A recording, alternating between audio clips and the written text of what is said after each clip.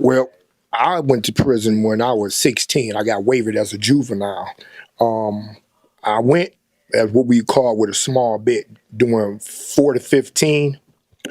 And, like a lot of people hear about how when you first go up in there, you got to either, stand tall or fall, And to be blunt with it, it was a different time period when I went to prison. I went in the 80s. So it was 3 rules. And I got to be blunt with it. You either going to buck or lock up. That's just the way that it was, you know what I mean? And at the time I was 16, a little pretty boy. So I had to hold my own, and I wasn't buying nothing. So, hey, I was wild. I ain't gonna lie. I started out at MTU. They said, okay, we tired of you here. Send me to the gladiator school. I was on the same tip. I was wild. And guess what? I ended up in Jackson Prison. Upon my travels, though, just when I became conscious and I became a melanic, you know what I'm saying? Some brothers took the time to and teach me about my history and show me that there's more to it than just walking the yard and eating zoom zooms and wham whams and shooting ball. So I became connected, and one brother in particular, Brother Squeeze X, he's the first person that got my dope broke. Matter of fact, I went to the Nation of Islam service. So that's how I first even got in tune with, black nationalism and all that. So anyway, I ended up getting transferred at 19 years old to Jackson Prison. They violated their own policy because you're supposed to have been 21 to hit Jackson, but I was 19. I go down there, and unfortunately, I still had a little wildness in me, and I ended up catching a murder case down in Jackson Prison. So now here it is, a kid that was sentenced to prison from 4 to 15. Now I got charged with first-degree murder. However, I took a cop, and I ended up doing 10 to 15 on top of my bid. So what you end up getting is you got 14 to 30, basically. And I did 24 years out of those 30 years. So if we can, just for a second, you started off doing 4 years in prison. Yeah. And this is a lesson for guys that end up going to prison. In your mind, you may think you're about to go, do your time, and get out. However, the politics, the just testosterone of a bunch of men being in the same environment with robbers, stealers, killers, manipulators, just all of these different things stirred in a pot.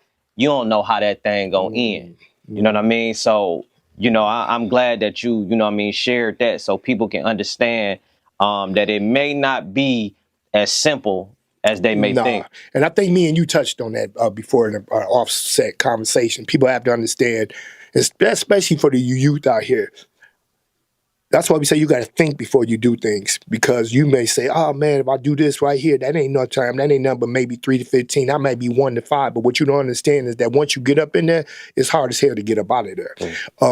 One thing can lead to another. You may have an op in there that's doing all day, and he know you only doing 2 to something. Guess what?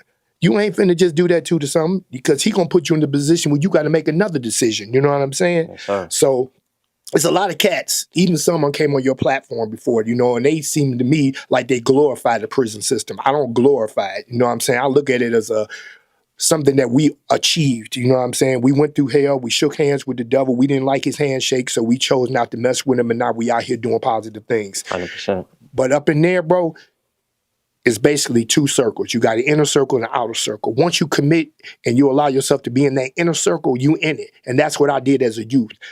And this brother sitting next to me as well. I had to slow him down a couple times because he was just as wild as I was.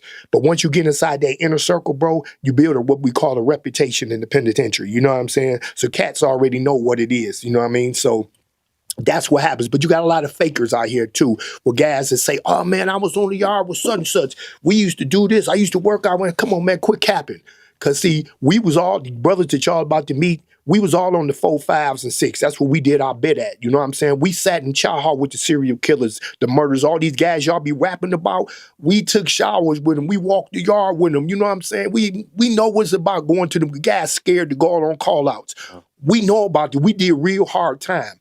So what the prison system did now, brother, is they designed what they call segregation units. They had them back then, but now they got even more. So now it's easier for a guy to go to prison and do his time because guess what? You can lock up.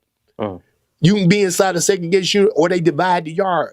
where I won't even see you. Me and you in the same unit, but your yard is in the morning, mine's is in the afternoon. We not even gonna see each other. You feel me?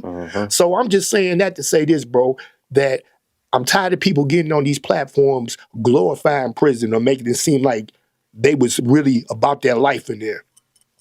You wasn't. We all know who was and who wasn't. You know what I'm saying?